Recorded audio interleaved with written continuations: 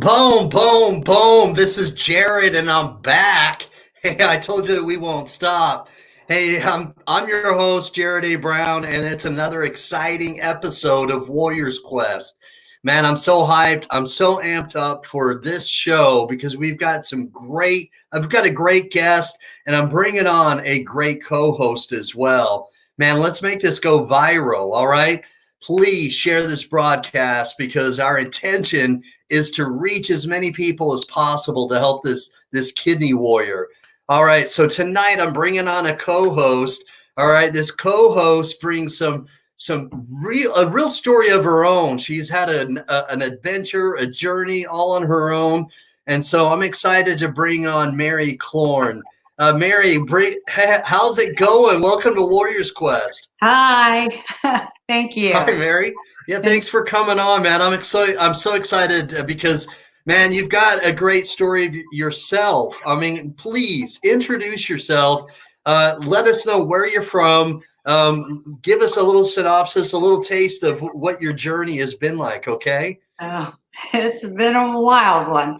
I am living here in Columbus, Ohio, in a small suburb, or rather large suburb, Upper Arlington, Ohio. And I have gone through type 1 diabetes. I was diagnosed at age 10 with type 1 diabetes. And Okay. that kind of started the whole ball game of things that started to happen. I always kept myself very active, as they tell you to be with type 1 diabetes, but I was a very brittle diabetic. And I had a very difficult pregnancy, went into preeclampsia early on, and developed blood pressure at a very young age. And that started the retinopathy, problems with the eyes, losing eyesight. Wow. And I went through laser treatments. That kind of helped for a little while until I graduated from nursing school, and I was doing that for approximately 14, 15 years. But during that time, my eyesight was failing, and I had to stop working, and developed severe retinopathy. And after that, things were okay. I had a wonderful pregnancy with my daughter, but it was a difficult pregnancy with type 1 diabetes, as always.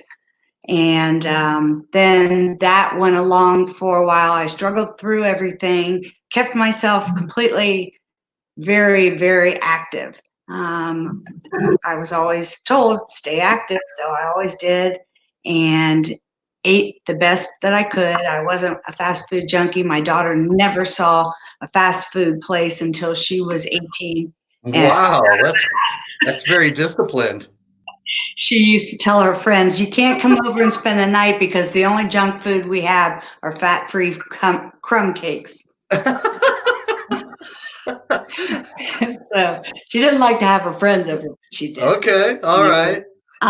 Then the next thing that went on after eyesight kind of goes in the way type 1 diabetics, when they suffer through the complications. My heart, I started having cardiovascular disease, and I even though I was working out, my first heart stent was in 2001. I take that back. It was in 2004. Okay, 2004. And I had noticed something was wrong because I didn't want to go and work out. I was tired, and that wasn't like me. And they did a stress test, and a couple days later, they called me and said, you better get into the hospital quick because you have 2 vessels that are completely 100% blocked. And that was after I had shoveled the driveway for 2 days. This was in February, yes, and the driveway was full of snow, so I shoveled it. I thought I'd get some exercise. But anyway, I've had 8 heart stents since then. Never had a heart attack, but Come again? What did you just say? You've had how many? 8 heart stents. 8? Wow. And never had a heart attack. Never had chest pain. Just was tired and didn't want to go work out. Mm-hmm. And so then after each one, I recovered well. And then I've had also lacunar strokes, which are small blood vessels that are attached to the larger blood vessels deep in the large arteries in the brain. And they block. They're small little arteries, like every type 1 diabetic knows we grow all these little accessory veins to help All right. feed the main veins and arteries. So those were having blockages and would cause lacunar strokes. Wow. Never suffered any real damage from them except for balance, and that's been an issue. But I've had 9 of those. 9. 9. Wow. Holy cow. But still, I still go to the gym. Uh-huh. And then after that, I was told I was going into kidney failure. Uh-huh. And I thought, well, okay. My numbers were, my creat was rising, the bun was going off the wall, and the GFR was going way down. My nephrologist did not want to put me on dialysis right away because the longer you are on dialysis, the worse it is for you.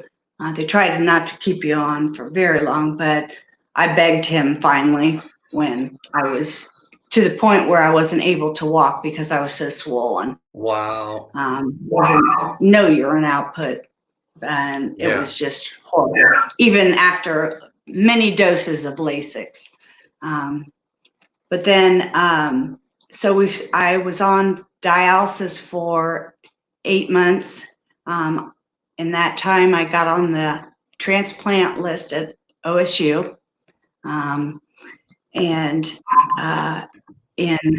let's see, it was March. Well, I originally got called that they had a kidney in October. It was October 31st, as a matter of fact, of 2015. And we went in, and the doctors came up to my room and they said, nope, we're not going to give you this kidney. It's not one that we think you should have. Wow. And but they said it was only a kidney, and they wanted to make sure that I had a kidney and a pancreas because pancreas. Yes, because having the kidney would save my life. However, diabetes would wreck it again. So they said we want the kidney and the pancreas simultaneously. Mm-hmm. And I said I agreed. So I got sent home, and then I was called back in February, March of 2016, on March 5th, and got the call and had the kidney and pancreas transplant. Wow. And it was at OSU. And it was the most wonderful thing in the world. Wow. So I've had that 4 years. 4 years. Awesome. Wow, that's a beautiful story, man. You've been through so much. You're a kidney warrior through and through. I mean, you've seriously almost the epitome of overcoming, and having a triumph and just persevering through, trials and tribulations. That's awesome. Well, thanks for coming on and being a co-host with me this week. We've got a special guest that I'm bringing on. I've spoken with her on and off for quite some time, online on Facebook, and I've wanted to bring her on before because interacted with her in many of the kidney disease Facebook groups, and she's very active, and which is awesome because what I always say, and this is what I love about this community, is that when you feel like you're part of something, okay, and that other people are going through something that is similar to yours, you feel connected. And when you feel connected, you don't feel alone. And that's what I love about Victoria, is that she's always very active in the Facebook groups, and that helps her feel connected. And you've got to feel connected when you're going through a disease like this. And so, very excited to bring on our special guest. So, before I do that, I'm gonna do a very special introduction. So, I'm gonna put us back in the backstage just very briefly. Okay. Okay. All right.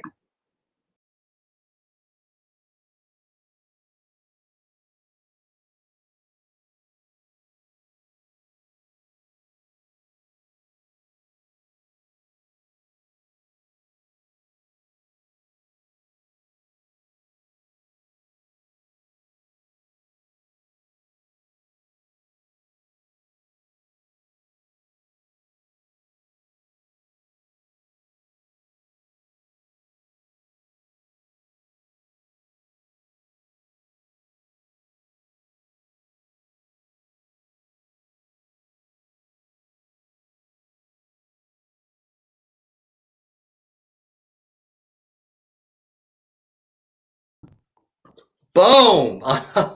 And that's a special introduction for a very special guest. I'm bringing on Victoria West. Welcome to Warrior's Quest.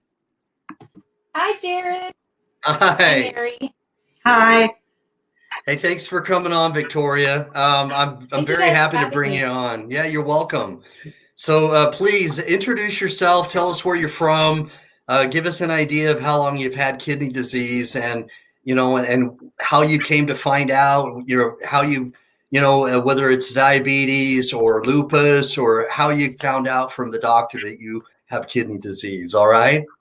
Okay. Well, I'm 32 years old, and I live in Waco, Texas, right smack dab in the middle of Austin, Dallas.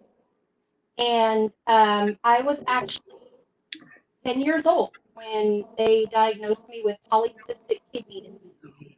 And polycystic kidney disease means that my kidneys were underdeveloped, and then they formed cysts. So it's just basically my kidneys were a pocket of cysts. Um, I was 10 years old when I started losing a lot of weight. Um, I started was very tired, couldn't go to school, and so they started out with sending me to a neurologist because I was having migraines and like fainting spells. And the neurologist didn't seem to think that was the cause of the problem, so he sent me to a nephrologist at Cook's Children's in Fort Worth, Texas, and they diagnosed me with polycystic kidney disease. And typically, polycystic kidney disease in juvenile patients is a very slow moving disease. So originally, they told me, oh, you know, you may need a transplant in 20, 30 years. You won't need one right away.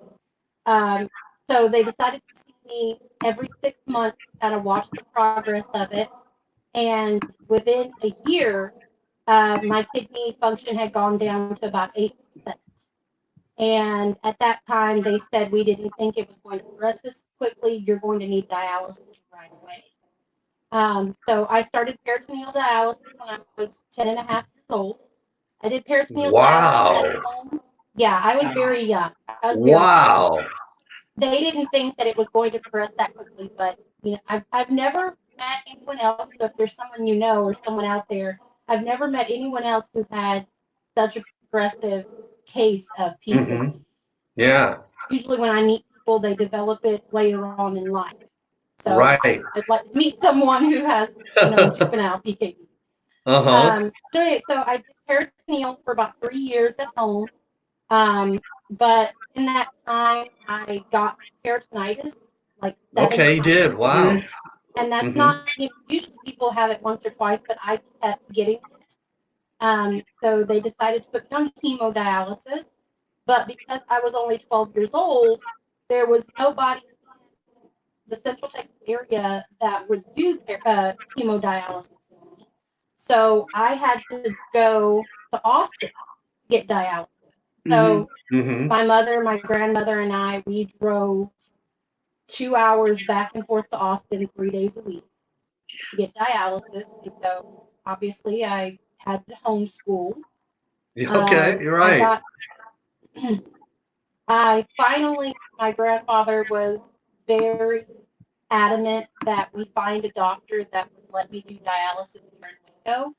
So he found a dialysis clinic here, and he kind of put the hammer down and was like, "Look, my granddaughter needs dialysis, and it's too much for my grandmother and my mother to be going back and forth to Austin." So I started dialysis at an adult clinic here in Waco when I was 14. Okay. Wow. And 14 still. That's very I was young. 14. And so I received my first transplant in 2003, November 2003. I was 15 years old. And that transplant went very well, but obviously because I was very young, I was very naive, and I had, for so long been told, oh, you can't have pizza, you can't have soda, you can't have all that good stuff. So as soon as I got my transplant, I went wild. I thought, oh, hey, I can eat what I want. The transplant did pretty well for a few years. I was maybe 18, 19, so about 5 or 6 years after I received my transplant, they told me, hey, it's going to the beginning stages of kidney failure. And to kind of go off on a little bit of a side story, at that time, I had always been told that I would never have children. And that was a big hit to me. I always wanted children. I'd always wanted to be a mom. So Wow. I was 19, 20 years old. I'd had my transplant probably about 6 years. And my husband now, boyfriend at the time, and I decided we wanted to try children. So I went to the doctor and I said, hey, I would like to, not right now, but eventually have children. What do I need to do to maybe get that, to try and do that? And the doctor told me, you can't. You'll never have children. Wow. How did that make you feel when the doctor said that? The doctor told me, and these were his exact words, he said, it's not God's will for you to have children. Perhaps You got to be kidding me. Adopt. He said that to you? He said that. And I know that doctor. I still see that doctor. I know now, years later, I know now that he didn't mean it that way, but to a 19-year-old girl who's always been told she never have children, that probably wasn't the best thing to tell her. Sure. And I'm the type of person who, if you tell me I'm not going to do something, I'm going to go ahead and do it. All right. Good for you. Good for you. We found a different doctor at Baylor Scott and White in Temple, which is about 45 minutes from Waco, right outside of Killeen, Fort Hood area. And I saw that doctor. He kind of helped me get my labs under control, and I lost some weight. And my husband and I got married in 2012, November 2012. I found out I was pregnant on our honeymoon. And I miscarried we were married on November 10th, 2012, and I miscarried on Thanksgiving. Wow. So, but after that, I knew it is possible. Yeah. It may be very dangerous, but it is possible. So I got pregnant with my son the following April, and it was a very, very difficult, very easy pregnancy, but very difficult in the delivery. I have diabetes, I have high blood pressure, I have kidney failure. So I saw a high-risk OB-GYN at Baylor Scott White and Temple, and he suggested recommended that I go and see my transplant doctor and kind of get a rundown on how this pregnancy goes. I had my transplant in at Texas Transplant Institute in San Antonio. And so that's where I went. I went back to tell them, hey, I'm pregnant. What do I do? And I went in there, and the doctor there told me I was probably about 9, 11 weeks pregnant, something like that. And the doctor says, you need to have an abortion. What? Okay. Well, that's not an Wow. option for me. And this is a different doctor. This is a not different doctor. This is a different doctor, and he says, you need to have an abortion. And I said, well, that's not an option for me, so what do I do? All right, so hold on, time out. So Victoria, help me understand, why is it that you've got two doctors that have given you direction that, you know, having a baby is not a good idea? So is it because of, you know, help me understand, like with the PKD or kidney disease in general, or what was the reason that they were giving you that this was a bad idea and that they advised against it? They didn't really give me a reason. I know that PKD is a recessive gene. So I was told that there's a 50-50 chance that my children could get PKD as well. Apparently, my mother and father both carried a recessive gene. Mm-hmm. So I got PKD, but my sister did not. Do you have any relatives that have PKD? No, my father died when I was 6 years old, but as far as we know, he did not have any type of kidney problems. Mm-hmm. My mother, she never had any type of kidney problems. Nobody in my family, on my father's side or my mother's side, that we know had any type of kidney failure that was related to PKD. I do have a distant cousin that had kidney failure. He was a year older than me. He passed away a couple of years ago, but he didn't have PKD. He had kidney failure from a different disease. Wow. Yeah. So to be honest, the doctors never really gave me a reason why I shouldn't have children. It was just it's too dangerous, and I assumed that because at the point that I got pregnant, my transplant was already starting to fail.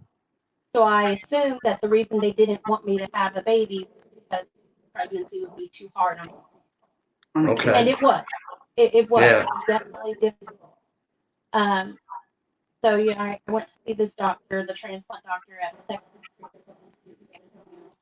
and he sat me down and he even called my OB-GYN while I was in the room and talked to him and said, I advise against this. You should not have this baby. It's very dangerous. And he got off the phone and he told me, you need to have an abortion. Well, I'm not going to. So what's the next step? And he said, if you don't abort this baby, you're going to die. And if you don't die, that baby's not going to die. What? And I walked out of there brokenhearted. Yeah, I can only imagine. Yeah. And terrified. And the first thing I did was I called my OB-GYN and I said, this is what the transplant doctor said. And he got on the phone and he said, when you came to see me 3 weeks ago, I asked you if you were willing to do this. I asked you if you wanted an abortion, and you said no, and you said you were willing to do whatever it takes to have this baby. And I said, yes, I did tell you that. He goes, so why would he's my language, he said, why would what one asshole says change your mind? And I said, well, okay, then I guess we're having a baby. Wow. I mean, that doctor, Jim, was a god. He did everything that he could to make sure that I was healthy and that the baby was healthy. I did dialysis. I did have to do dialysis during the pregnancy. I did dialysis 4.5 hours, 4 days a week. The clinic here in Waco would not take me while I was pregnant, so I drove the 45 minutes to Temple 4 days a week and did dialysis 4 days a week, and came back home and continued to work full time right up until the baby was born. He was 10 weeks early to the day. He was exactly 10 weeks early. He was born at 30 weeks, and he was born on October 22nd, 2013. He was 2 pounds, 14 ounces, and he is 6 years old. Wow. Absolutely perfect. Everything. Absolutely. He was in NICU for 5 weeks. Mm-hmm. He was in NICU for 5 weeks just to make sure that he could put on the right amount, that he could put on enough weight. And he was in an incubator and on oxygen for the first couple of weeks. But after that, he was perfectly healthy. Wow. You would never know. You would never know that he is a preemie. Mm-hmm. Healthy and very smart.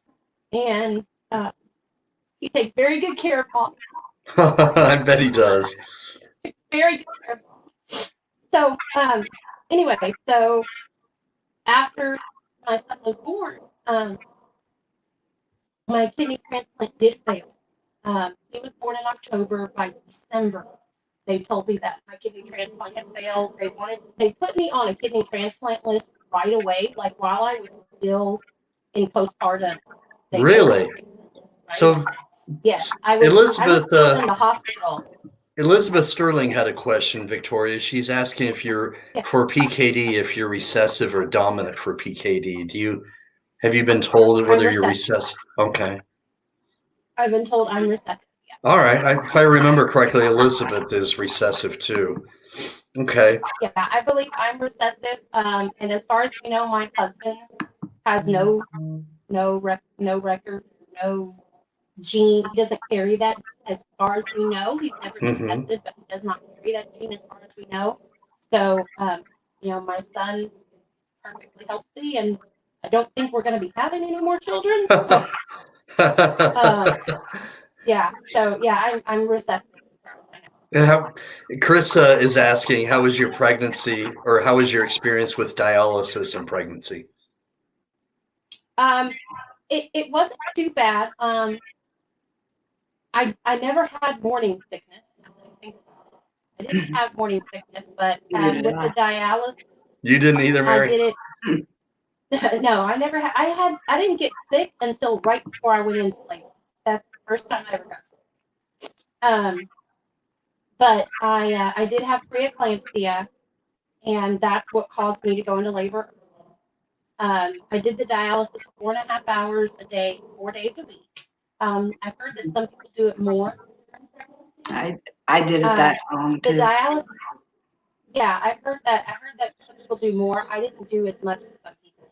We were even able to go on vacation at the time. I took the dialysis machine with me while I was pregnant, and we were able to go on vacation at the time.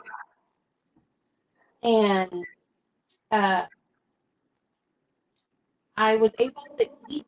Some dialysis clinics don't allow you to eat during dialysis, but my clinic allowed me to eat because I was pregnant and I would get sick if I didn't. And my mom would take me to dialysis, or my mother-in-law took me. So okay, I had someone to help me. Mm-hmm. And how my mother would sit there with me during the treatment and make sure everything was okay. Oh, okay. Did you have your dialysis through fistulas or central line? Yes, I have a fistula. I've had my fistula for 20 years. Wow. Had my fistula, yeah. How long? How long have you had your fistula? It's never had any. I've had it, well, okay, maybe not 22 years. I'm lying. I've had it since 2001. Wow. 2002. Yeah. So I've got 3 that never worked. Sorry? I had 3 put in that never worked. So I had a central Holy line. cow. Holy cow. The gentleman who sits next to me in dialysis now, he just got his fistula put in, like, I think Thursday. And his looks really well. He said the first one he got never worked. My fistula worked right away, and I had never had to have any type of corrective surgery until last July. What they did, because my fistula is very curved. Yes. They had to straighten it out. Okay, But so other than that, I never had any and the whole problems. time you've only had one corrective surgery, and the whole time you've had your fistula. Yes, and I've been on dialysis 3 times. Yeah, that is just, I don't hear that very often. Usually there's, one, you have to have a different one put in, and there are multiple issues, for this, that, or the other reason. And that's They did put the chest catheter in. Yeah. So when I was pregnant, I hadn't done dialysis in 10 years. Yeah. So they did put the chest catheter in for a week or so, just until they could make sure my fistula was working properly. Get it going again. Right. Okay. Yeah, it was working just fine. So they took the chest catheter out. And so I had I did do dialysis during the pregnancy, and then after the baby was born, they waited a few weeks to see if my kidney would kind of recover, and it didn't. So I started dialysis January 2014, and I did hemodialysis while I was working, and then I transferred to home hemo and did that for a few months with a brand new baby at home. And I did home hemo at night while the baby was asleep, and we had a family member that would stay and help us. And so let's see, I started dialysis in January, and I received my second transplant in June. Wow. June 17th, 2014. I did not wait very long at all. No. I did not. Both of my transplant were cadavers. My first transplant in 2003 was a 16-year-old suicide. That's all I know about 16 years old. Okay. I tried to contact the family, but they didn't want any contact. And then in 2014, second transplant, I was told that it was an older gentleman, I believe it was a male, that killed in a car accident. He was, I think, in his 60s. So this was a bit of an older kidney. I was told that he had no medical problems that would have been a problem for me to receive that transplant. However, that transplant only lasted 4 years. That transplant failed last January 2000. Last January. Yes. It had started to fail probably June, July. Victoria, so my question is that and man, wow. I mean, that's all. Yeah, I don't even know where. Each journey is so unique. It's like a snowflake. I mean, it's. I mean, your son is a miracle, and so there are just so many questions, and there are so many questions that some of our kidney warriors that are watching have already posed, and so. I'm asking anybody else who's watching now to please comment below, ask questions about her situation. Let's give her support. And if you have PKD, I'd like to see PKD Kidney Warriors comment. I'd like to see some comments from people who have, like Lena, fistula for 20 years. Or no, 20 minutes? Oh, no, she said 20 minutes. Okay, I thought 20 years, then I read it again. Work. My bad. Yeah. We're going to claim it. It'll work. Yeah. And then, so please, I'd like to see some more comments from people and that have some common ground, because that's what's so great, again, about our community is that we can find some common ground. So please comment below. But anyway, Victoria, so when you found out, okay, that your kidney, all right, was failing, okay, how were you feeling physically? And how did that match up with the doctor's direction that, that you were going to need, to go back on dialysis? How are you feeling at that point? So I think there's several answers to that question. When I was a kid, I was losing a lot of weight, was migraine, fainting spells. I didn't know what was wrong. To me, I was always a chubby kid. I was always like a little overweight. So when I started losing weight because of the kidney transplant, I thought of it or because of the kidney failure, I thought of it as, oh, I'm stretching out, I'm losing weight, and now I'm not going to be a chubby kid anymore. Yeah. So I didn't really, to be honest, as a kid, I did not notice the difference between how I felt and how I felt before. And when the doctors told me I needed to start dialysis, I didn't understand the capacity of that. Okay. I didn't understand how much my life was going to change. Yeah. So going into the first surgery where they put in my peritoneal chapter, I was 10 years old. Going into that surgery, I was perfectly normal. I remember going back for that surgery, and my mom, my grandfather, my grandmother were all standing there crying, saying, "It's gonna be okay. You're gonna be fine." And I'm like, "Okay, guys, I'll see y'all back in a little bit." It didn't bother me, I didn't think anything of it. Right. And I talked to a lot of people on the Facebook group who are scared and say, their lives have completely changed and they have a really hard time dealing with the mental and emotional stress of having kidney failure. And I've never known anything. This has been my life. I've had kidney failure my entire life. I've never known anything different. If I didn't have kidney failure, I wouldn't know how to act. When my kidney started to fail, my transplant kidney, my first transplant, when that started to fail, I was pregnant. I was so overjoyed with where I was going.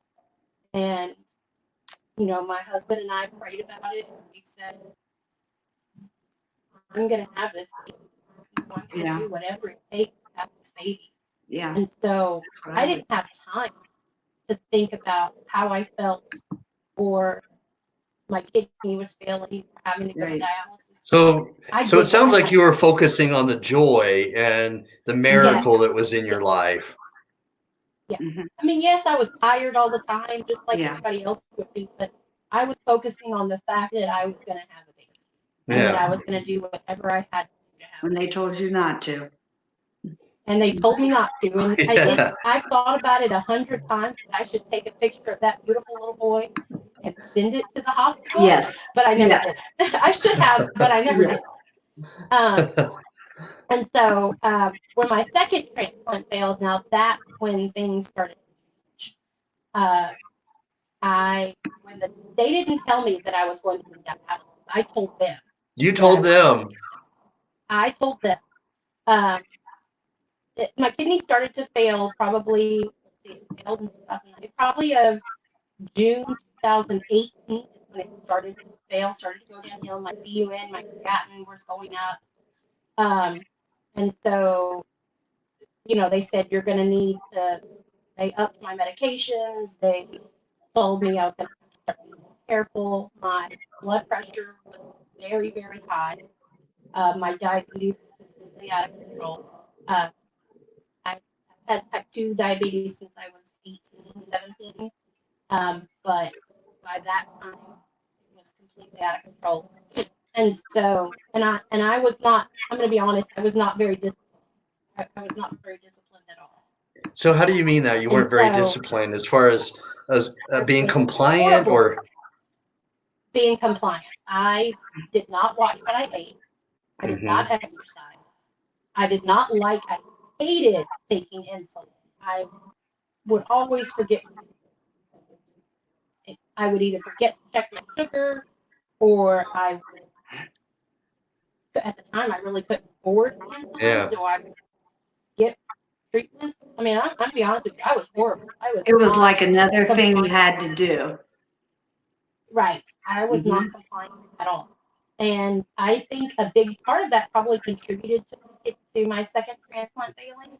They did tell me that the doctors did believe that kidney transplant, some of the doctors, I mean, I saw a bunch of different doctors trying to get second, third opinions on the kidney failure. And some of the doctors did tell me that they thought that could have been an underlying cause that second transplant failed. But I know that a part of it was Because of what? of my non-compliance. Okay. All right. All right. So when that second kidney started to fail, I was nauseous a lot. Going back to your question on how I felt when that started. I was nauseous all the time. I would get dizzy spells. I wasn't really tired a lot. I'd have to stop what I was doing, like if I was cleaning house, or if I was at the grocery store, I'd have to stop what I was doing and just sit down and kind of catch my breath. Were you very compliant with your transplant meds? Yes, now that I was always compliant. All right. All right. Like, Yeah, never missed Always it. been compliant. It never missed my transplant. I'd missed it maybe good once for you. or Good for twice, you. and they would always tell me, "Hey, you missed." You know, they could tell in your labs if you missed it. And they were like, "Oh, you missed your medication, didn't you?" And I was like, "Well, yeah, I missed it." So they can tell in your labs if you missed your transplant medication. Oh, yeah. So all you guys out there taking transplant meds, make sure you take them because they'll catch you. They called you out on it, huh? Yeah, they will call you out on it. A long line of medications that I have to take morning and night, and it's a lot, but Yeah. It is never a miss. lot. I think at Never the most, fail. Never miss. at the most, when I had my first transplant, right after my first transplant, I was taking like 46 pills a day. Yeah, 46 pills? Yes. I'm yes. close Oh to that. my gosh. Are tapers you kidding down. me? The farther you go, it tapers down some. But when I first Yeah. got my first transplant, it was like 46, 47 pills a day. One time I Man, sat I'd have down. to get out a calculator to count all those every day. It is a job. And that's one thing I'm not great at math. It's a job putting them together. You have to get them all Yeah, it laid is a out. job putting them. Right, that is a Yes. job. That's one thing I have always been really good about is I do keep up with my medications. I know what each Good. I know what each one looks like. Yeah. And You know the I'm generic name very and the vocal. brand name. Yep, everything. Yep. Everything. I know the generic name. I know the brand name. I know how to spell it. I know. Oh, right on, right Usually on. we know them better than the nurses who ask us, are Than the you doctors. taking this and this? Yes. Yep. Yes. It is. Yeah. No, that one does this. It's a lot. Yeah. So I'm sorry, I keep getting distracted. When that first transplant or when that second transplant started to fail, I got to the point to where I couldn't eat. I was vomiting every time I tried to eat. So when I went to the doctor probably a couple of weeks before, he said that my GFR was, I don't remember what he said my GFR, but my function percent was at 12%. Okay, Yeah. all right. And I told him, I said, I'm not, well, I think dialysis seems like, no, I think you've got a little bit more time. Okay. The So glomerular he said, I think you've got a filtration little rate. bit more time before you. Mhm. And so I went back a couple of days later and I said, no, I think I need dialysis. And he goes, well, let's see how far we can get without it. Let me increase your medication. Let me do this. So he tried that. And at my very worst point, I had gone 14 days without eating. I was 14 days. I had gone 14 days without eating. I could not Made you eat sick. anything. I couldn't even hold water. You must have been very sick. I mean, what was your family? Sick. What was your, what were your family and husband, what were they all thinking when you weren't eating well? My husband and my in-laws were very concerned. They were telling me, this isn't Yeah, right. There's something sure. wrong. You need go to the doctor. And Mhm. I kept putting it off, Yeah.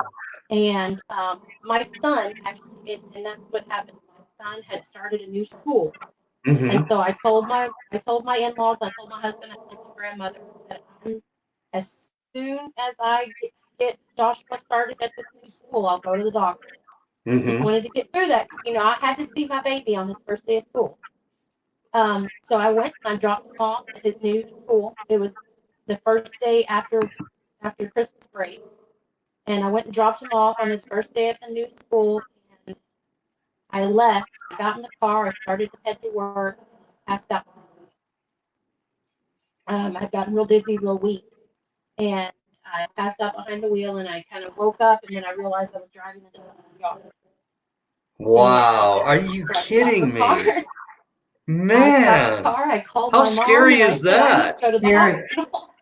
It was really scary, but I'm very stubborn. I am. I'm Yeah. really stubborn. I kept saying, "Oh, I can make it. I can do it." So I called my mom and my grandma, and I said, "I've got to go to the hospital. I think I just passed out." And so my grandmother, I still drove myself. I Yeah. drove myself to my grandma's house, and then my grandma took me to the hospital. And I was there for a couple of weeks, and I said, "Guys, I need dialysis. I can't keep going like this." Yeah. The doctors tried to convince me to take more medication. Take more medication. Yeah, I knew it was time. Yeah. So I've been through this three was times. I this the know it time where feels. it started to really set in? Was it really starting to sink in at Yes, this time that this was real and and that this was going to have like a big impact on your life now? I will say that I have had kidney failure more than half of my life, and I've been through Wow. dialysis 3 times. I've been through 2 kidney transplants. I've done it for over 20 years. I have never been more scared in my life than I was last year. Yeah. I and I think, and I can tell you guys now, and you moms out there, I know that the reason it's so hard is because now it wasn't. Now I had a baby. Yes, I know that my family, husband, something happened to me that I'm not hearing a lot of oh, I'm what you're sorry. saying. I'm sorry. I'm probably getting too quiet. Uh, I I knew that a big part of why it was so hard because I had a baby, had a little one, and that Okay. it wasn't just I've got to take care of myself. It's It I've wasn't got to just be there you. for right. Hmm. I've got to be there to take care of him. I Yeah. know my husband, and I have an excellent support system. Don't get me wrong; it's a wonderful support system. My in-laws, my grandmother, my mom, my husband are very, very supportive. And That's I what you don't need. listen, and I'm stubborn. They push me. Yes. Um, but I think that's why this time is so much harder than every other time before was because I I wanted to I needed to be there for him. Hmm. And the thought of going back on dialysis, him seeing me on dialysis, Hmm. him seeing me go through that was hard. I Wow. I I've always seen, and I know that this is not the case, but I've always seen dialysis as I don't like to be told that I can't do something. You I don't don't like like what? to I don't like to be told that I can't do something. I don't like uh, for people to pity me or feel sorry for me Right. or Okay. All tell me, right. I don't like for people to pity me or feel sorry for me or say, "Oh, I'm so sorry that you're going through this." Hmm. I'm not sorry that I'm going through this because this is my life. This is the life that God gave me. Hmm. And I know that there's, and sometimes it's very hard to see that. It's very hard to see God's plan, but I know that there's a plan. And when I was going through this, a lot of people said, "Well, I'll pray that you get better, or I'll pray that you, you feel better, or I'm sorry that you're going through this." And I told people, I said, "Don't pray for me. Don't pray that I get better or that I overcome. All I ask is that you pray for strength. Pray Pray that for God what? gives me strength. Strength. I Strength. want Okay. people to pray that God would give me strength to do this Yes. Mhm. and give my family strength Strength. to see me Sure. over. Okay. I know that even if I were to get another transplant, eventually it's going to fail. It Mhm. may be a long time, but eventually, I will always have this. I will always have to take medication. Well, Right. yes. I will always Mhm. be a little bit different than everyone else. Mhm. But Yes. this is my life. This is the way God made me, and it takes me a long time to accept. Those are the words that I Um, need to hear every day too. I think a lot of people do. When you're I going through agree. a disease, I think when you're going through a disease like this, people, your family and your loved ones don't always understand how you feel. They don't But they always do. know why you're tired all the time, Yeah. why you Right. feel sick You're all right. the time, why you have to take all this medication. It's a I'm very full-time lucky job. that it is, and I'm Totally. very lucky It is. that my family does understand. I've met a lot of people who say that their spouses or their family don't make them feel bad or make them feel like a burden. And I'm Mhm. very blessed that my family is very understanding and very Right. accepting and very supportive. To Awesome. That everything. is so good to hear. That is so good to It is. hear. It Yeah. is. I had a very scary incident last year. I started dialysis last January. I'd been on dialysis for a few months, and I started having some pain in my second transplant, where I had my second transplant. I Mhm. started getting these sharp pains, and I told the doctor that I thought I was going into acute kidney rejection. And I Mhm. had somebody ask this question. Acute kidney rejection is different from kidney failure. My Right. transplant kidney had already failed, but Mhm. my body was now rejecting the organ. My body was trying to kick it out. Yes. Mhm. So I told the doctor, I said, I think I'm going into acute kidney rejection, and he agreed. So he had me hospitalized, and he wanted to do a nephrectomy of my transplant kidney, where they removed the Mhm. kidney. Okay. So they did that. They did a nephrectomy to remove my second transplant kidney. Mhm. And after the transplant, they decided to treat me with a epidural. I'd never had an epidural. I didn't get an epidural when I was pregnant. So they did the epidural, and the first time they missed. And then when they got it in there the second time, it took them a very long time to get my pain under control. I was in recovery for 8 hours, and my family, the doctors did not even tell my family what was going on the whole time. We were sitting there in recovery for 8 hours, wondering what was going on after the surgery. So it took them a long time to get my pain under control. So I was in the hospital for a couple of days recovering from the surgery, and I was up one night in the middle of the night. I moved or I twitched something, and I got this super sharp pain up my back and up my neck and my head. Wow. So. And I thought that it had something to do with epidural.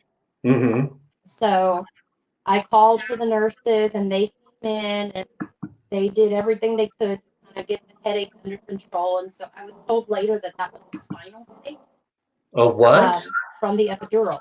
A spinal Wow. headache from the epidural, I Yes. guess. Mhm. I don't know. They never really explained it. It can So happen. afterwards, Have you ever I heard about that, tested. Mary? Yes. Okay. Yes. So I heard that happens when you get a spinal tap too. Mhm. So after that, I kept getting these headaches and this pain in my neck and my head. And so the doctors couldn't figure out why I was getting this pain. And I kept telling them it's because of the epidural. You need to remove the epidural. And nobody would listen to me. And so they said, well, maybe it's meningitis. I'm like, how did I get meningitis? Yeah, So they tested me for meningitis. They tested me for all these infections. All right, And all right. everything kept coming back negative. How And so I frustrating was said, this just for take. you? I was so frustrated at that point, and my family was too, because Yeah, we just kept getting a runaround. yeah. And so I finally told the doctors, you just need to take the epidural out. So they finally took the epidural out, that's what they should have but done. I was still getting the headache. So they kept giving me all these tests. They tested me for an upper respiratory. They tested me for the flu, and everything was negative. But then the doctor came in and said, we're going to go ahead and treat you with an antibiotic just to make sure there's no other infection. Okay, that's fine. I can understand that. Well, she decided to treat me with Rocephin or ceftriaxone. With what? Ceftriaxone is it's Rocephin or ceftriaxone. And it's a very strong antibiotic. Yeah. All right, all And right. I have been allergic. I have been allergic to Rocephin since I was 11 years old. But you told them that. And this is the medication. And they knew that. It They was knew in my that. record.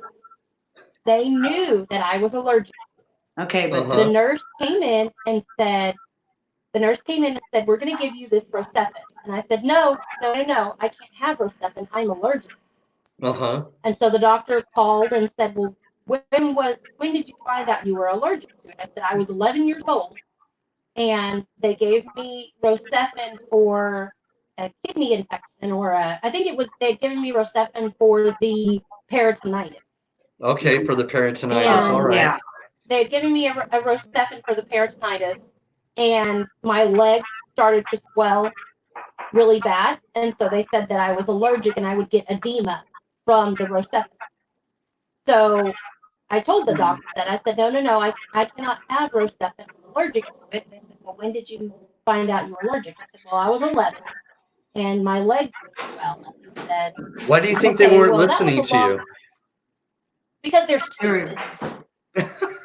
I'm sorry, that's rude and that's ugly, but I But mean, it's honest. that's the long and short of it. Yeah. Because he comes to me and he says, well, it's been a long time since you've had this medication. I think it will be okay.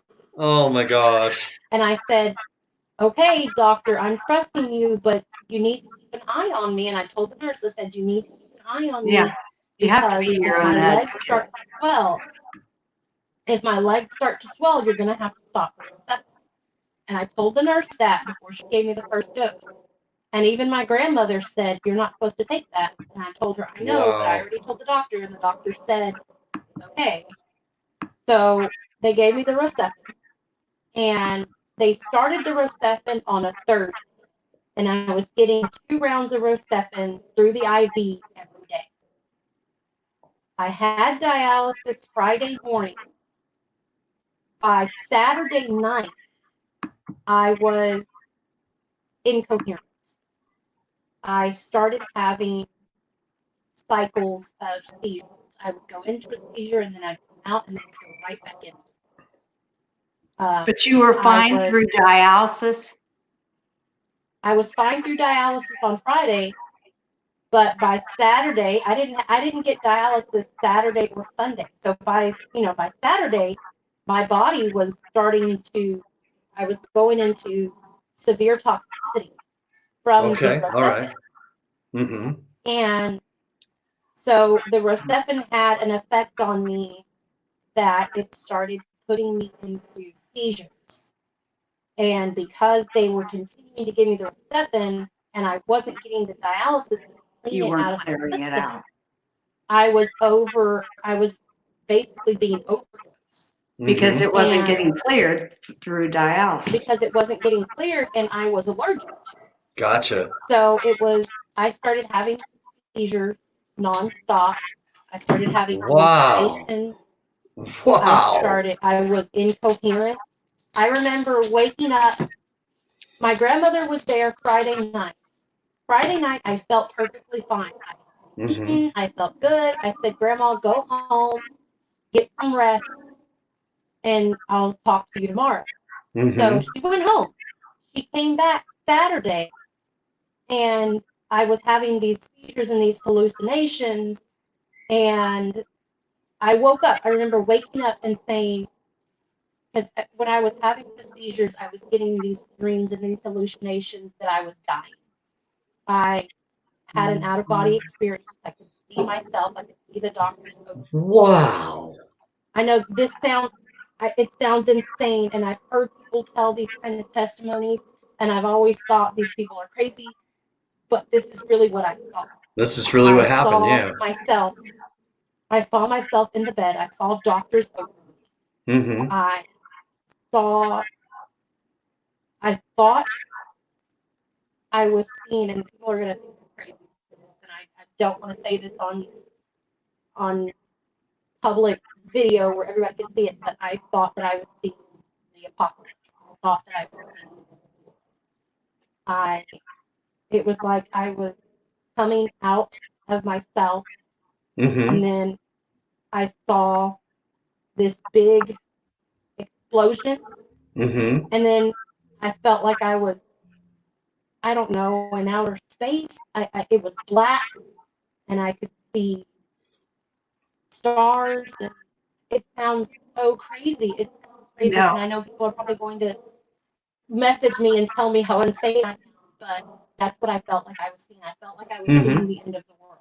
Yeah. And I remember Getting waking up toxic. at one point, and my grandmother was sitting next to me, and I said, "Am I alive? Am I alive? Am I alive?" And she's like, "Yes, you're alive. You're awake."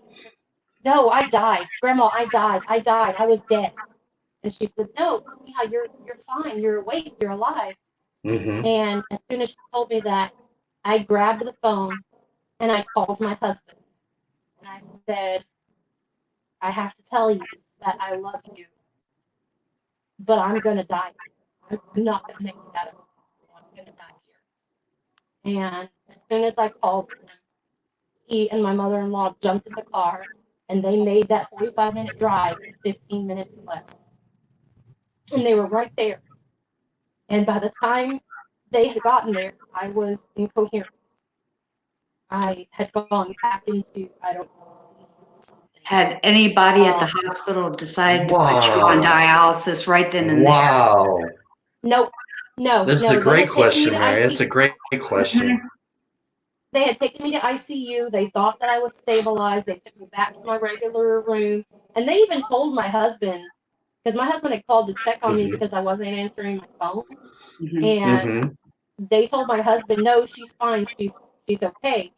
They did not tell him that I had been taken to ICU. They didn't tell him? No, they didn't tell him I had been taken to ICU until after. Um, Why? and so anyway, they took me back. This before I had all the seizures and stuff. They had taken me back. I was in a regular room. They thought everything was okay, and then I started having the Mm-hmm. seizures. But still, you had And missed a day of dialysis, so that should right, Right. and All be those I didn't toxins. know. I right don't really then. know. It's all those 3 days are a complete blur. The Yeah. only thing I remember is I do remember waking up and telling my grandmother that I had died. I do remember calling my husband and saying, "I love Mm-hmm. you, but I'm going to die here. I'm not going to make it out of this." Okay. And I don't remember anything other than that. I don't remember You don't anything remember anything other than that. for the Mm-hmm. next 2 days. My husband said that they ran all these kinds of tests. They did a EKG, they did an MRI, they did CT scans of my brain. They did, I don't remember what it's called, but where they did like a sleep study to see what Okay. my brain waves were while I was out. Mm-hmm. All EEG. right. He said, and I've seen a video of it. My mother-in-law had a video of it. I've seen a video. I was awake, but it was like I wasn't there. My eyes were open, Mm-hmm. but she was trying to talk to me, and I had a completely blank stare. And, they would snap over here, and I wouldn't turn. They would lift my arm up to try and test if I could control my limbs, and I would just drop. I couldn't control it. Was that because So of it's all the like I was toxins in awake. your body, and your body wasn't Yeah, reacting well wasn't having the it right was because I had responses? gone through. Yeah, it was because of the toxicity. Yeah. So there was some type of damage. I don't know. Mm-hmm. Well, So neurologically, everything was being Your flooded. correct. the equilibrium was off, right? Hmm. Yeah, And I couldn't. I mean, they should My have eyes just, were open, but I couldn't respond. Right. Yeah. Exactly. Like I yeah, couldn't respond. I had. It's like I wasn't there. And so they stopped for a second. I think Sunday they stopped for a second, but they jeez. still couldn't figure out why I was incoherent. Mm-hmm. So they were supposed to dialyze me Monday morning, but they didn't want to dialyze me and not know what was going on. Oh, And then I guess something clicked. Something clicked, and they said, "Oh, maybe we should dialyze her and get this out of her system." And so I Wow. finally went into dialysis Monday night. And I got dialysis Monday night, and then I got dialysis Tuesday morning. Mm-hmm. Tuesday night, I was awake, no. but I still wasn't sure that I was alive. Like Wow. I thought I had really died. So it was a funny story. So I remember my husband being next to me, my mother-in-law being there, and I remember my Mm-hmm. son sitting on the edge of the bed, and I could smell my mother's perfume, You could and smell the perfume. Hmm. I could smell her perfume, and so that's how I knew she was there. Your son Yeah. That's how I still knew that I stay wasn't awake. like right. That's how I knew I was really awake because I could smell her Yeah. perfume. Hmm. And so that was like Monday night, I think Tuesday, and then Tuesday night, a lot of my family started coming to visit, Yeah. and I was somewhat awake at that point, and I kind of knew slowly what was going on.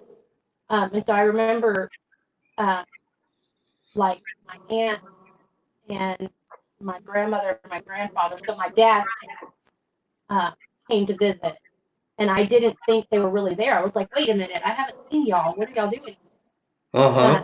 So, I mean, I still wasn't sure that what was going on was really going on. Okay. They should have checked on the half-life of Rocephin too, And because yeah, that's, you would think. how long it takes to get out of Um, your system. right, Good that's what I point. thought Very too. good point. And so anyway, so by Wednesday, I was slowly getting back to normal. Again, I hadn't eaten in like 2 weeks, so I Mm-hmm. had to. They put a feeding tube down, but NG even too. though I was out of it, I didn't like it. Angie tube. They put the Angie tube in, but I didn't. I was out of it, but I didn't like it, so I yanked it out.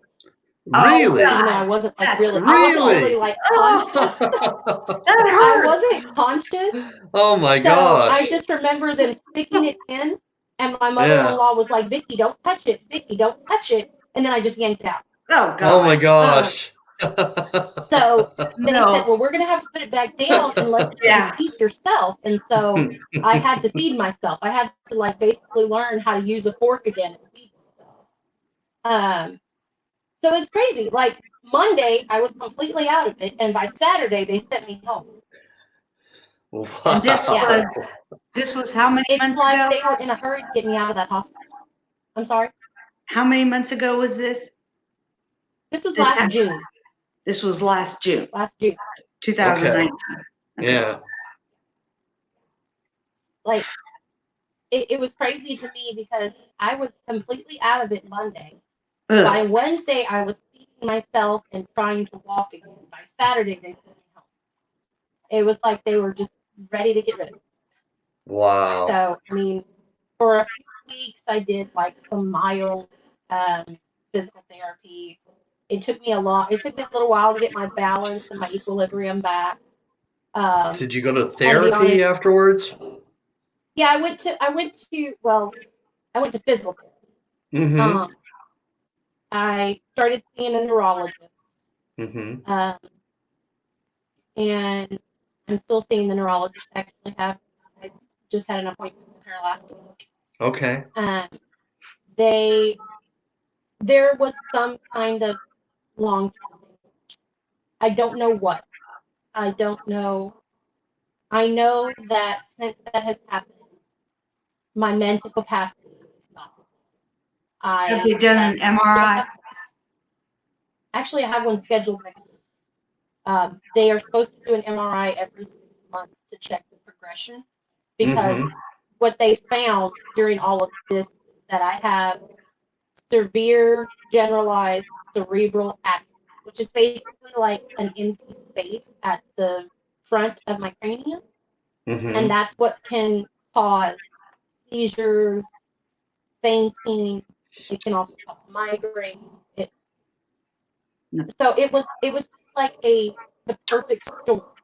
It was me getting Wow. receptive. It was me not getting dialysis on top of the Sure. atrophy, and all of that Mm-hmm. was like the perfect storm to cause this to happen. But that wasn't Wow. you. That wasn't all you. Right. No, it's Yes, it not. I was mean, just it's no, it wasn't. It was just this. It just everything happened at Because a certain right. Everything happened. It was like the perfect storm that would cause me to go into seizure. Yeah. I haven't had any seizures since, but mm-hmm. I still have nightmares. I have what the neurologist calls like a mild form of PTSD. and a So I do mild still have form of, nightmares. I do PTSD. Okay. I still didn't Yeah. hear it. Like post traumatic, whatever. Okay. PTSD is what she told me that I have like a mild form of PTSD from that whole experience. Because I still Mm-hmm. get nightmares from it. I sometimes have like I'll wake up in the middle of the night and I'll have like a hallucination. Mm-hmm. And sometimes I'll wake up and I'll kind of reach over and just make sure my husband is still there. Okay. They don't know what to the extent. They don't know the extent of what kind of damage this caused to my brain, which is why they're doing the MRIs. But I mean, they were worried that I wasn't going to have any memory. They were worried that I was going to lose, you know, I don't know that I've ever part heard a of story like this before. my mental Wow. capacity. But I didn't. I didn't lose any memories. Mm-hmm. That's After a couple praise of weeks, God to everything the started grace of coming God. back. Yes, yeah, Mm-hmm. yeah. After a couple of weeks, everything started coming back to me. Okay. And so again, that was like last June. Mm-hmm. And now I'm just following up like every 3 months with a neurologist, and then they're supposed to do an MRI. So I don't know what's going to happen after that, because I haven't Mm-hmm. had an MRI, but And you're still on dialysis. still on hemodialysis. I'm trying to do home hemo again. Okay. I'm trying to do home hemo again just because it's such a huge risk with this coronavirus going on. Mm-hmm. Right. And with my son being home and me being at high risk and my family being at high risk, I think Yeah. it's better that I do home dialysis. And Good for that you. Good might for be of you. a share for someone that doesn't that can't do home dialysis. I see these people, and I'm probably one of the youngest people on dialysis in my clinic. I think there's two Mm-hmm. other people that are around my age. Yeah. But most of the people getting dialysis are older. Mm-hmm. A lot of them don't have any family members that take care of them or that help them keep up with their health or their medications. Uh, Most of them come to dialysis on the bus or with the the nursing home van. And Uh-huh. to me, that's really scary with It this is scary. coronavirus. Everybody's Mm-hmm. Right. social distance. So I mean, I really worry about these Sure, other it's a big patients. concern. It Wow. is a big concern. There's a gentleman that sits next to me in dialysis. Hi, Spencer, because I know he's going to watch this. Hi, Spencer. So he's such a sweetheart, and we talk every day. You know, we kind of talk about what we're going through and our families and everything. And you know, he's got it together. Then you know, he understands what's going on. A lot of these patients don't. No, They don't they understand don't. what's going on. Mm-hmm. You know, the doctors only come during dialysis treatment. So when the doctors come, you know, most people are asleep or, you know, they're not really coherent, you know, because I know I sleep during dialysis. I did I too. try to stay awake and I can't keep my eyes open. I was Even with out. the You fall beeping and the asleep? people yelling. Yeah. Yeah, even with the beeping and the people yelling and everything, I can't keep my eyes open. I've tried to stay awake and I cannot keep my eyes open during dialysis. I couldn't It's watch something about it. TV. I'd fall asleep. I was Right. just, Right. As soon as they start pulling that blood, I pass out. yep. So with you falling asleep, though, I mean, do you have a pretty good connection with the medical staff there, Victoria? Yeah, Like I did. you did too, Mary? Okay, I have. I loved them all. because that would be in the back of my mind. Are they checking my blood pressure? Mhm. The time? Well, I'm very in tune with my treatments. Mhm. I pay attention to the machine. I check my own blood pressure when I know it's getting high or low. But the staff I'm going to say that the staff is amazing, but I think I've created a reputation for myself to be very vocal. That's a nice way of putting it. I'm very vocal. I will call someone out if something's wrong. I will call someone out if even a nurse or a doctor, if they've got something wrong on my on my chart or something like that. So Mhm. I think I've kind of created a reputation for myself to be just vocal and maybe in a way it's a good thing because I'm very knowledgeable about my health, but I don't think doctors and nurses like being corrected.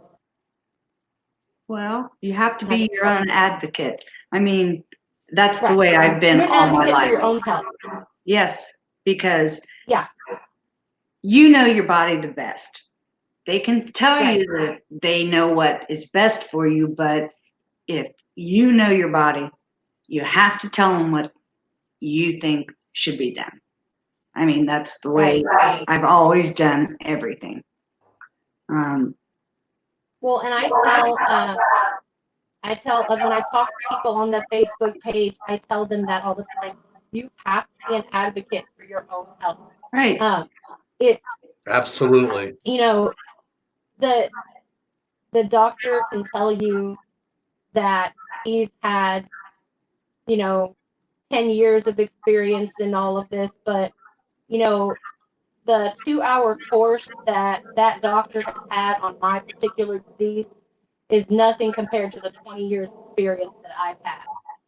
Right. Sorry. I mean, you Amen. may be a nephrologist and you may have gone to medical school, but I guarantee you don't have You nearly know as much yourself. experience in polycystic Exactly. kidney disease as I do. Yeah. And you know yourself. You know yourself. And you know Right. yourself, you know your body, Yeah. right? And it's Uh-huh. important. It's important that yes, you know your body, but it's important that you pay attention to your body.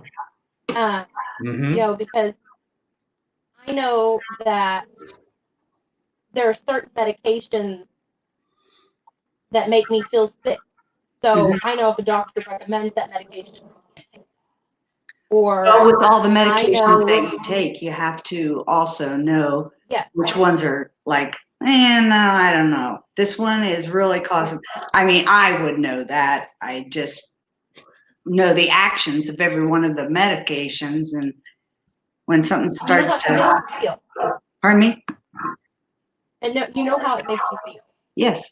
Right. Yeah. And when you bring it up, and don't change doctors. That's the other thing. If you've got a doctor that you want to stick with him, because when the new doctors come in, they look at you, you got this book of all your files. They look at you and they say, oh, okay, she's going to be probably. Nobody's going to take the time to read all that. But they won't. I mean, I can't tell you how many times through the dialysis, the transplant, blah, blah, blah, they kept calling me a type 2 diabetic. And I was like, Yeah. I'm Oh no, you had to correct them, huh? Yes, Yeah, there's totally. a big difference, people. They are totally different people. My pancreas does not produce insulin. My new one does, but that old one did not. Type 2, they do produce insulin. The pancreas does. It just is not working effectively. And that's what people. Right, there's a huge difference. Yeah. And I can't tell you how many times Yeah, I have people come in and say, oh, so you're type 2 diabetic. I'm like, no. Yeah, at my dialysis clinic, actually, the dialysis clinic that I'm at now was the dialysis clinic that I started when I was 14. Wow. So there's a nurse there that still works there that was there when I was a kid. There's a Really? couple, Wow. That's great. Yeah, he was there. Doug was there when I first started dialysis when I was 14, and he's still there. Yeah. There's a couple of technicians too. Nadine is still there. She was there when I was a kid, and she's still there now. Mm-hmm. There's a couple of other technicians that have been there, and then a couple of the doctors too. One of the doctors had me when I was a kid. He just retired last year, but a couple of the doctors that are there, actually, the doctor that told me that I shouldn't have kids, That doctor. Okay. will for me to have children. He's still there. He's Uh-huh. wonderful. Don't He's get me still wrong. there. He is absolutely wonderful. Uh-huh. But yeah, he's still there. Okay. So yeah, I mean, those doctors have been there a long time. They know me, and they also know my reputation for speaking up. And and like I was telling Mary, I think you had lost connection for a minute, but I think I've created a reputation for myself of being very vocal, and I don't think that doctors and nurses keep that like up. to be corrected. I have a problem with correcting them, and I don't think they like that sometimes. Well, keep It's standing up for yourself. It's a matter of speaking up for yourself and knowing what's going on with your health. Mm-hmm. Because these doctors see 30, 40, 50 patients a day. They're not going to remember every little thing. No, yeah. And not every detail. That's how mistakes are made. Right. Yeah. If you don't speak up for yourself, no one else is going to. Well, we're nearing the end, ladies, and I have thoroughly enjoyed each of your stories. It's kidney warriors. That description right there fits both of you. You're both epitomes of kidney warriors, and I'd ask everybody who's been watching this to share this, especially in PKD Facebook groups, so that we can help bring not only awareness but bring hope to other kidney warriors that are currently going through polycystic kidney disease as well. And please, if you do feel compassionate enough, if you feel stirred enough to donate, I've got Victoria's information here, and you can also reach out to her directly. But please share this broadcast so that we can reach as many people as possible to give her the best chance. Anyway, shout outs, Victoria. Who would you like to give a shout out to? I'd like to give a shout out to my family, my husband, Stephen, my mother-in-law, Shannon, and my grandmother, Alice. And my mother, Stephanie, they are the absolute biggest supporters that I have. And my baby sister, Frances, she is working on hopefully getting tested to give me a transplant. So we're praying that she is a good match. But I want to give all of my Awesome. family a shout Awesome. out here. I have the best support system imaginable, and I'm very, very blessed to have them. Awesome. That is Wow, great. that is so good to hear. A support system is key, and that's great to hear that you've got that. So, Mary, any last words? Would you like to give a shout out as well? I'm telling you, your support system, the family, they are the ones that are going to get you there. And everyone in my family, I think a lot of them were on tonight. My younger sister, Kathleen, Bunky is what we call her. She's a type Nice. Hi, Bunky. and my niece and my brothers and my husband, of course. He's the one that's been the stronghold in this whole thing. He's lived with me through all of this. So your family, there's nothing better and nothing closer and nothing more supportive than your family. Amen to that. Amen. Amen. Well, thank you, ladies, for coming on to the show tonight. Again, anybody who's watching, please comment below, especially if you have PKD, if you have kidney disease, and you have a fistula, any of the things that we've talked about tonight and you have in common, please comment below, and please share in large Facebook groups. It doesn't even have to be kidney disease related, because there could be somebody else who doesn't even have kidney disease. You share it in that group, and then that person feels compassionate, stirred, and wants to donate, or at least gets awareness. So please share this. Thanks, ladies. Thank you very much. Thank you very much. Have a blessed Thank night. you. Thank you. You too. You too. Stay Bye-bye. safe. Bye-bye. Thanks. All right, everybody. Thanks for watching tonight. We've heard just an amazing story from Victoria West. Man, the miracle that her son is, a supporting husband, a supporting cast, such a strong foundation with her family, giving her such support, how she's had resolve. She's advocated for herself. And what a great co-host. Mary, thanks for coming on, because man, she has just such a great journey herself. Thanks everybody for watching. Please share this broadcast. Let's keep this going, Kidney Warriors. Let's keep the support going for everybody who has kidney disease, especially during this tough time. And I would be remiss if I didn't give acknowledgement, okay, to a special kidney warrior who just got a kidney transplant, Rhonda D. Hill Johnson. God bless you. Okay. I hope you have a speedy recovery. God bless you after your kidney transplant surgery, that you continue to do well and that you do all that you can with this transplant. So God bless you, Rhonda D. Hill Johnson. I appreciate you. Thank you, everybody, for watching. All right. I got an outro. Where is it? There we go. Here we go. Here we go. Yo.